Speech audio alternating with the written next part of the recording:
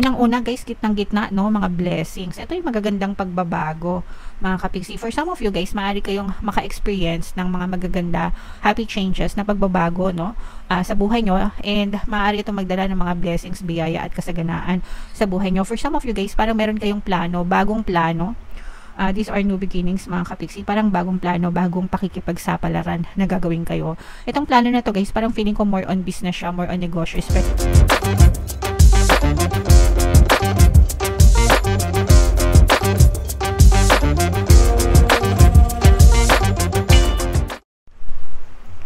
Hello guys, hello Aries, welcome back to Pinoy Pixie Tarot. Ang pamagat ng episode natin for tonight is Money Money Come to Me.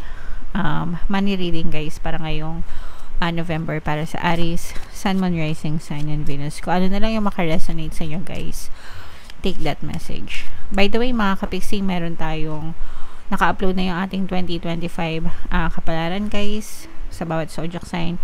Kung hindi nyo pa napapanood yun sa inyo, panoorin nyo na nasa homepage natin yung mga videos guys.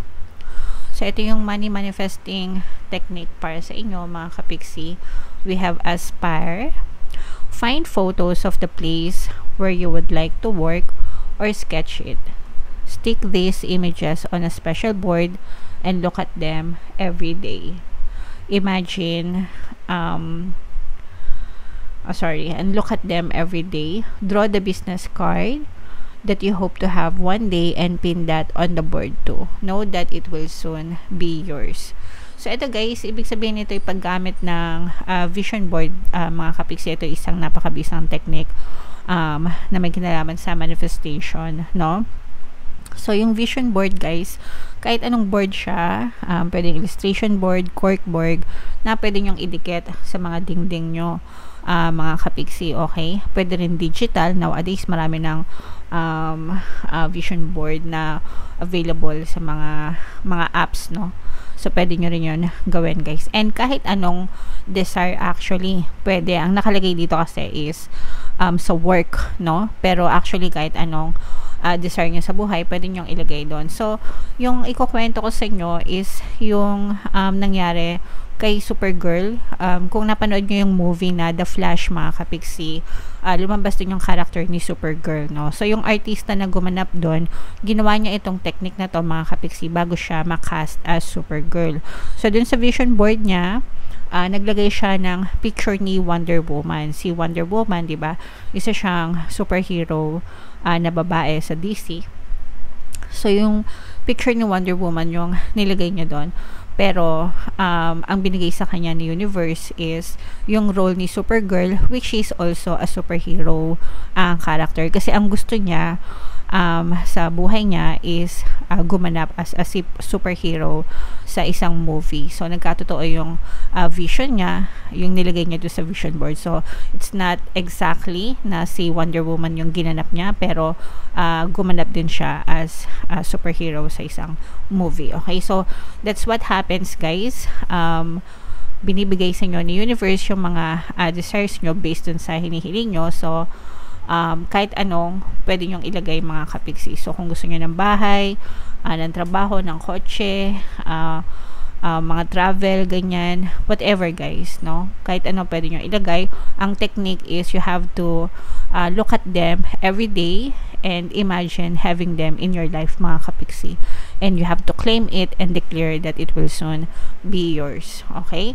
So sa trabaho naman guys, ginawa ko rin ito before, way back 2014 nung nag-apply ako sa isang work kasi gusto ko nang lumipat nun. So hindi naman vision board yung ginamit ko, pero notebook organizer, mga kapiksi. So doon nilagay ko, dinrawing ko actually yung logo ng company na ina-applyan ko, tapos sinulat ko yung pangalan ko, and then sinulat ko yung position na ina-applyan ko, mga kapiksi. And nilagay ko din doon yung desired salary ko. So after 2 weeks, naka-receive ako ng email dun sa company, and sinabi na natanggap ako, and yung offer nila na salary sa akin is mas malaki pa guys kesa dun sa asking salary na dineclare ko dun sa vision board ko or sa notebook ko. Okay, so habang inaantay ko yun dun sa loob ng 2 weeks, mga kapiksi, habang inaantay ko yung email nila, palagi kong tinitingnan yung nakasulat sa notebook ko. Ginawa ko siya actually wallpaper ng cellphone ko nung time na yun at saka ng computer ko. So, palagi ko siyang nakikita and na-excite ako everyday tuwing nakikita ko siya, mga kapiksi. Okay, so ganun yung pagmamanifest, guys. You declare what you want. Know that it will soon be yours, and be excited na dadating yun sa inyo, mga kapiksi. Alright? Okay. So, comment down below, guys, if feeling nyo naka-resonate kayo dyan, mga kapiksi. Tingnan natin yung ganap sa kaperahan nyo, Aries, ngayong November. Shuffle natin to, guys. Habang sinushuffle ko to, panoorin nyo muna yung video natin regarding sa ating paano mag-manifest ng abundance video course. Kapiksi, sawa ka na ba sa mga struggles at hirap sa buhay mo? Masipag ka ba at masikap sa buhay ngunit hindi ka pa rin umaasenso? Ilang beses ka na bang nag-attempt mag-negosyo at mag-invest pero palagi ka pa rin nalulugi? Sa pagkakataon na ito ay maaaring may subconscious beliefs ka na nagiging balakid sa iyong pag-unlad at pagyaman. Introducing, paano mag-manifest ng abundance video course. Dito ay matututunan mo ma-overcome ang mga balakid mo para tuluyan ka ng umunlad, umasenso, sumagana, maging matagumpay, successful at maswerte sa iyong kabuhayan, pera, trabaho, negosyo sa lapi at kaperahan ng bonggang-bongga. Dali, mag-send na ng email sa pinoypixie@gmail.com at simulan na ang iyong pagyaman ngayon. Alright, so sa lahat ng gusto mag-avail ng course, guys, meron tayong promo ngayong October. Magbibigay tayo ng free 3-in-1 pampaswerte sa subliminal, so pampaswerte sa buhay, sa pera, at saka sa love life, worth 1,500 yung freebie na yan, guys. Kaya mag-avail na kayo. And meron din tayong bagong course, mga kapiksi, paano mawala ang third party at magkaroon ng harmonious na relationship para mawala yung mga kabit ng jowa nyo, guys. 20% discount naman yan until October 31, kaya mag-avail na kayo, mga kapiksi. Wow, sobrang ganda nito, guys. Aries, kayo ay represent ng King of Wands sa ating spread. Ito yung ating money energy. This is more on positive, mga kapiksi, no? Meron ditong presence ng Earth signs, Capricorn, Taurus, Virgo. Unang-una, guys, gitnang-gitna, no? Mga blessings. Ito yung magagandang pagbabago, mga kapiksi. For some of you, guys, maaari kayong maka-experience ng mga magaganda, happy changes na pagbabago, no? Sa buhay nyo, and maaari itong magdala ng mga blessings, biyaya at kasaganaan sa buhay nyo. For some of you, guys, parang meron kayong plano, bagong plano. These are new beginnings, mga kapiksi. Parang bagong plano, bagong pakikipagsapalaran na gagawin kayo. Itong plano na to, guys, parang feeling ko more on business siya, more on negosyo, especially with your family. Parang family business siya, o kaya kayo mag-asawa as a couple, no? Kung kayo ay may mga partner na or specific person. Mga kapiksi, pwede ring friend, pero somebody na kakilala nyo, guys, no? Pero I'm sensing na more on family, mga kapiksi, na parang meron kayong idea na pwede natin itong gawing family business, no? Or pwede natin itong gawin together as a family, tapos papalaguin natin, parang ganun, mga kapiksi. And yan, magdadala yan ng mga magagandang changes, magagandang pagbabago sa takbo ng buhay nyo, guys. And maaari din niya magdala ng mga magagandang blessings para sa inyo. Yung iba sa mga kapiksi natin na ito, guys, i-mind nyo to, guys, nung nakalimutan ko. Kailangan, sabi ko nga, diba, dapat din na-declare nyo, kiniklaim nyo na it will soon be yours, mga kapiksi. Kaya ako nga kayo pinapamind. So, ito, i-mind nyo yan. Mind blessings, mind pagpapala, mind kasaganaan, mind magagandang pagbabago. Yung iba naman sa inyo, guys, medyo mag-antay-antay kasi nagkakaroon ng delay, especially yung mga nag-aantay ng update sa mga trabaho, lalo na sa abroad, guys. Kung ina-apply nyo is abroad or nag-aantay kayo ng mga dokumento from abroad, mga kapiksiyan, medyo nagkakaroon ng delay, medyo nagkakaroon ng konting sagabal siguro, or baka nagkasakit yung mga nag-a-approve, ganyan, kaya antagal. So, at saka tinitest yung patience nyo. Parang tinitest din ng universe kung gaano nyo ba kagusto yung desire na to. So, make sure, guys, na panindigan nyo, no? Be consistent, magdasal. Ayan, yung iba pinanghihinaan na ng loob, mga kapiksi, kasi parang ang tagal-tagal nyo na nag-aantay, tapos wala pa rin kayong natatanggap na balita, mga kapiksi. Pinanghihinaan na ng loob yung iba sa inyo. So, magantay-antay lang kayo, guys. Tiyagaan lang. mga kapiksi. So, makakabangon din yung iba sa inyo guys na may mga problema. Ito guys, so yung iba sa inyo medyo may mga problema kayong pinagdadaanan, no? Pero makaka-recover kayo. Kasi ito guys, ito yung mga responsibilities nyo, no? Na talagang nagpapabigat sa inyo. Baka marami kayong gastusin, marami kayong financial problems yung iba. At saka yung iba parang nagkakapatong-patong, no?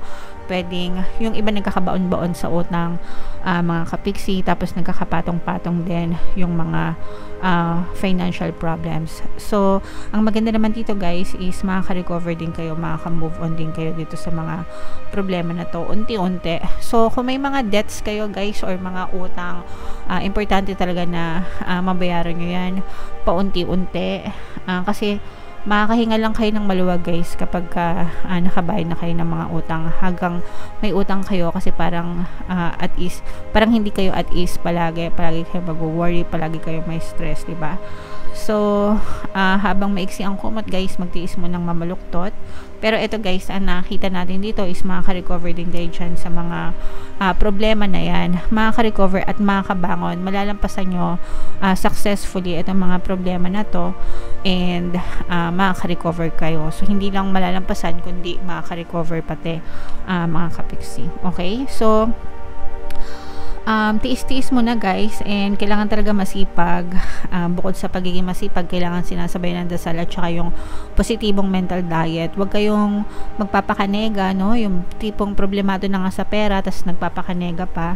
Pag nagpapakanega kayo lalo guys, lalo lang kayong mamomroblema sa pera. At saka kahit anong sipag nyo, kung kayo ay nega, wala din kayong makikitang resulta. Lumalabas yung pagkatao ng mga kapiksi natin sa comment section, no? Marami ako nababasa na ganyan, na puro reklamo sa buhay nila.